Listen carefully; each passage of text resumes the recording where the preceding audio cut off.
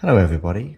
It is with immense sadness that we have this live stream to share with you some breaking news from the football world, and it very much touches the Manchester United world as well. And that is that sadly, Kevin Keegan has passed away at the age of 75 after battling cancer.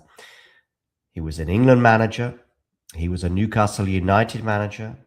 He was a Manchester City manager, so a familiar foe in so many respects for those supporting Manchester United.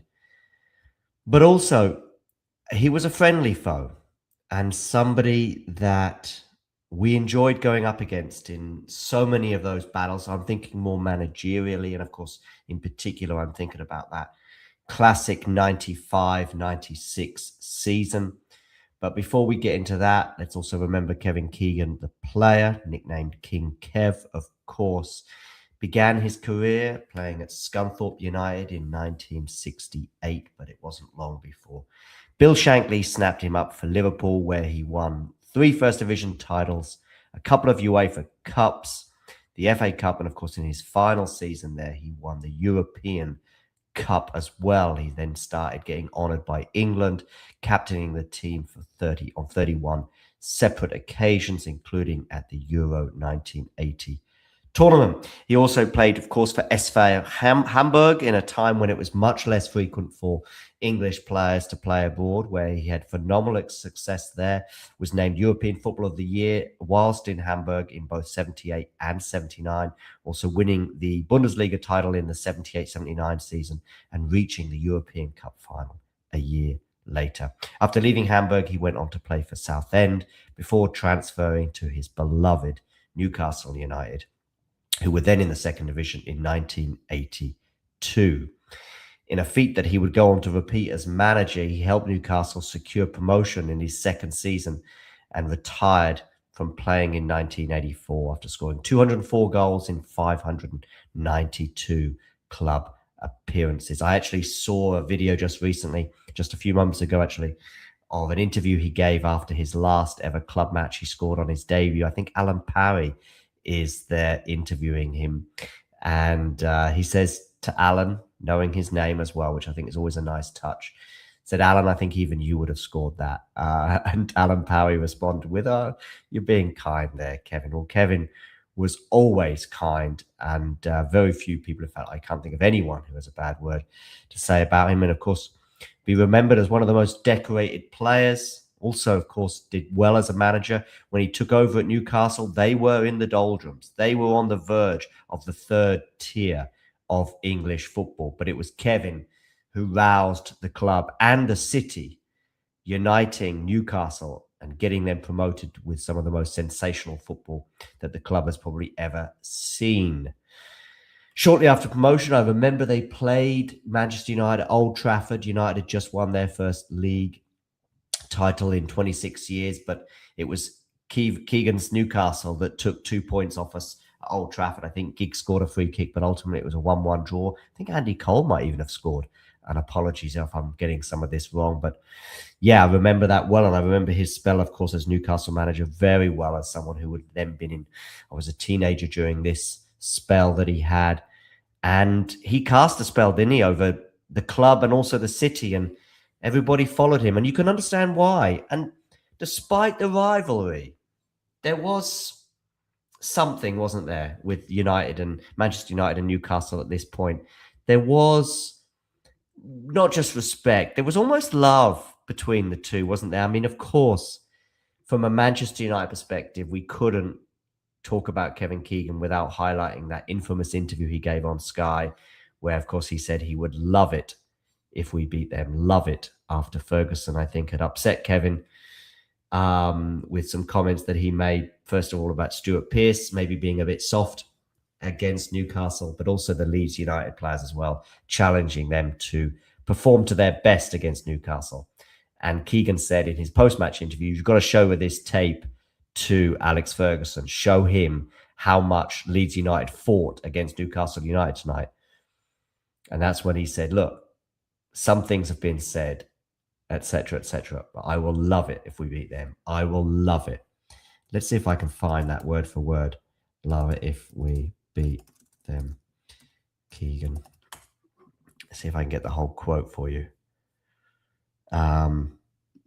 This is an article in The Guardian because it was 30 years on from the famous rant. This is an article from The Guardian. I'm just consulting him. This is his image, of course, from that particular interview just before the Euro 96, yes, as well. In fact, within weeks, by the way, these two had certainly kissed and made up because I think it was on when England were playing Switzerland, possibly in the first match, although it could have been England versus Scotland in a match a week later. But it was during that Euro 96 tournament that I remember there was an interview that they did together on the just outside Wembley on TV. I'm going to say it was just before the Switzerland game, but it could have been before the Scotland game. Of course, there'd have been a lot of rivalry there with Ferguson's nationality as well.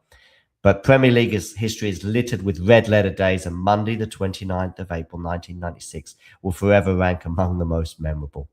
30 years on, as it was just a couple of months ago, recollections of the aftermath of Newcastle's 1-0 win at Leeds remain vivid. Keith Gillespie's goal, interesting, it was Gillespie, of course, scoring, a former Manchester United player, saw Kevin Keegan's team move behind leaders Manchester United by just 3 points with 2 games remaining. I think it was 2 for Newcastle and 1 for Manchester United at this stage. So a win against Nottingham Forest in their next game on the Thursday would have meant that it would have been level pegging going into the last match, albeit that Manchester United had the superior goal difference by this stage.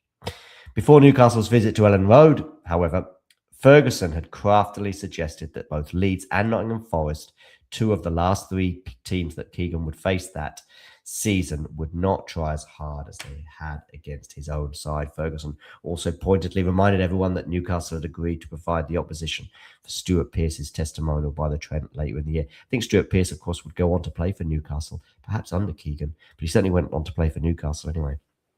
This backdrop dictated that Keegan used a live post-match television interview with Richard Keys and Andy Gray of Sky Sports to claim the moral high ground, while also walking straight into Ferguson's psychological trap. Rarely can a live link between Ellen Road and a TV studio have provided such TV gold. Let's get to the quote itself. I don't think you can discount it, said Newcastle's manager. A lot of things have been said over the last few days, some of it almost slanderous, referencing, of course, what Ferguson had said just prior to this match regarding the Leeds players and the effort that they put in at Old Trafford compared to the effort that they would put in against Newcastle. Ferguson said to me they're cheating their manager. Now you wait and see the difference when they play Newcastle. The Scot, of course, was playing mind games. Ferguson was playing mind games, and Keegan proved to study in righteous indignation. I've kept really quiet, said Keegan, but I'll tell you something. He went down in my estimation when he said that. We have not resorted to that. You can tell him now we're still fighting for this title, and he's got to go to Middlesbrough and get something. And I'll tell you, honestly, I will love it if we beat them. Love it. So that is just bringing you up to speed with that particular moment. But it's a moment that's reflected on with incredible fondness. Of course, from Manchester United's perspective, we went on to win the league. But let me tell you something. This is something I said to some other Manchester United fans recently. If I could have lost as a fan, if we could give one league title amongst all of those, I think it was 13 under Ferguson, if we could give one of those league titles away, and I said this a long time ago, it would be that one. There were many that I would desperately love to have grabbed, like 92 against Leeds, 95 against Blackburn, 98 in the battle with Arsenal, and many others that just narrowly escaped us, and I'd love to take some of those. But if I had to lose one of those league title battles, it would have been so easy. Because I still hear Newcastle fans sharing the joy, but also the pain that they suffered. And Keegan suffered himself, of course, and would go on to quit the job within about 7 months. I think they signed Alan Shearer that summer, and I'm pretty sure Alan will be taken to social media, if he hasn't done so already, to share his sadness, of course, at the loss of his former manager. And of course, Keegan would also go on to manage England. He'd go on to manage Newcastle again. I remember as well after one particular match, I'm going to say the beginning of the 08-09 season, but yeah, I think 08-09. And I think Newcastle also denied us that day with a draw. And Keegan had a sandwich in his mouth and he apologized to the interviewer saying that I've still got a sandwich here as I give this post-match interview. Always raw, always real, always human in a world that's often devoid of some of those characteristics. Keegan is going to be much missed.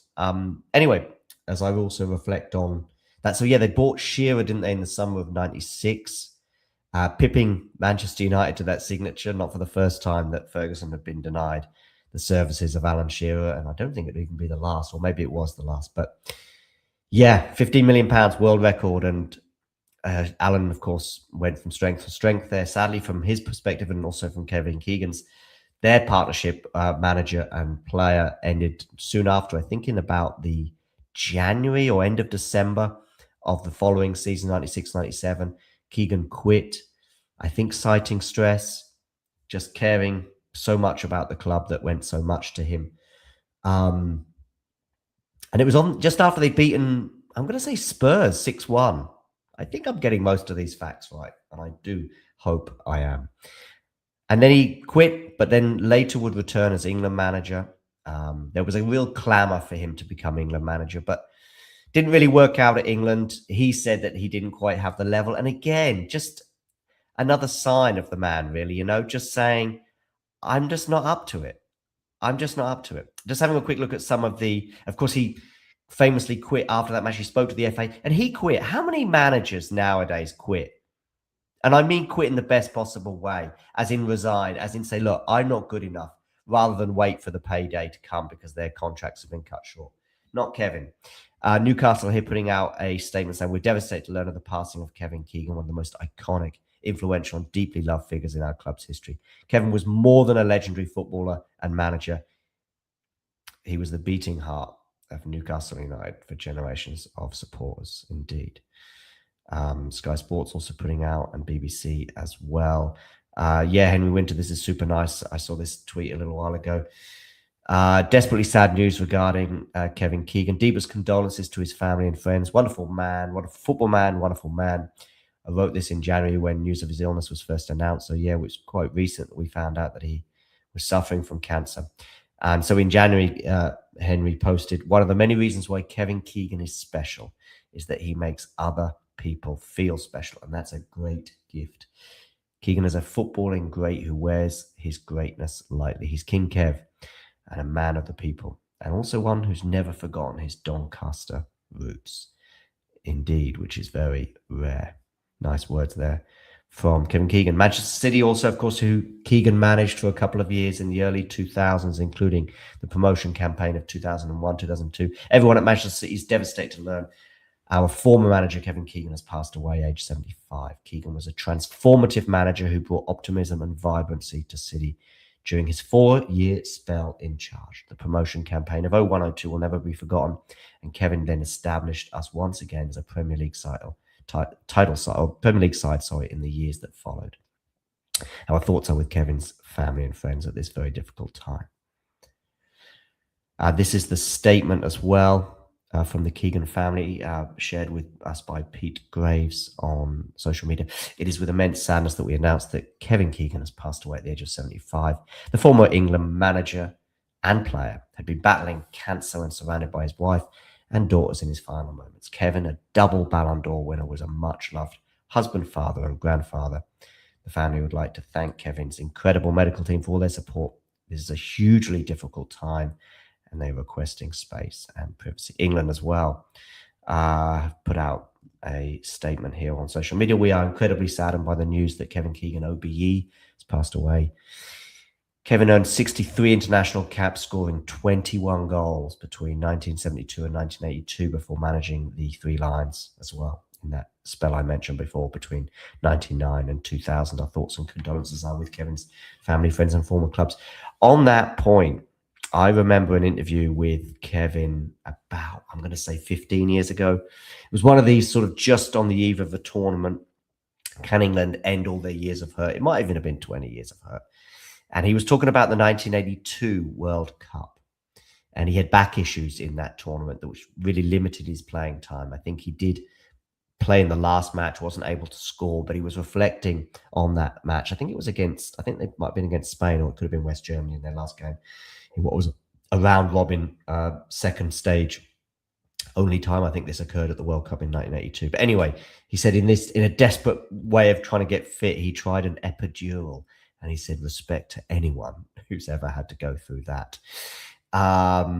Bless him, always trying desperately to get on the pitch and do what he loved most, which of course was scoring goals for England, for Southampton, for Liverpool, for Hamburg, for Scunthorpe, for Newcastle as well. Anybody else I might be missing from that Roll of Honour?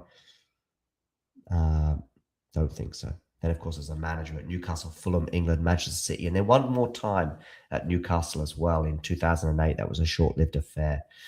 And that was when I mentioned that moment when he was eating that sandwich post-match that I recall as well. That was around about 2008. I think it was the beginning of the 2008-2009 season. But yeah, as manager of Newcastle as well, in getting so near and yet so far. Fulham did a great job there as well, 97 to 99. He came back after a short stint away from the game and did really well with Fulham. I think he got them promoted, I'm going to say, before I think Tigana took over as well. So yeah, just going to have a quick look on the Twitter sphere to see any other final social media posts that may be going down.